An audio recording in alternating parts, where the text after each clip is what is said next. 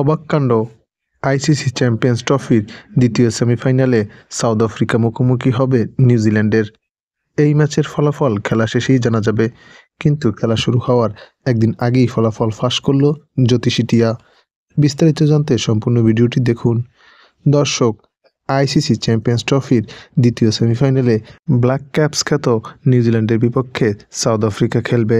এই ম্যাচটি শুরু হবে আগামী 5ই মার্চ লাহোর গাদ্দাফি স্টেডিয়ামে বাংলাদেশ সময় বেলা 3টায়। এই ম্যাচের ফলাফল উভয় দলের জন্য খুবই গুরুত্বপূর্ণ, কেননা সাউথ আফ্রিকা এবং নিউজিল্যান্ড উভয় দলই ফাইনালে খেলার সুযোগ রয়েছে। খেলার দিন যে দল ভালো খেলবে, ফাইনালে খেলার সুযোগ তাদেরই বেড়ে যাবে। শক্তি এবং সামর্থ্যের দিক বিবেচনা করলে সাউথ আফ্রিকা এবং নিউজিল্যান্ড প্রায় একই রকম।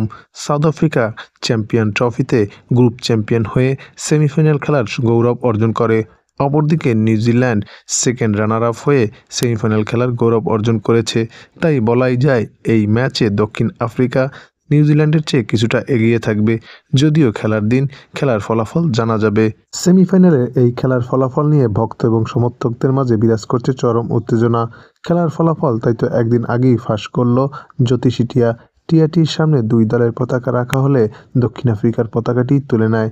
তাই বোঝাই যায় এই ম্যাচে দক্ষিণ আফ্রিকাই এগিয়ে থাকবে নিউজিল্যান্ডের চেয়ে।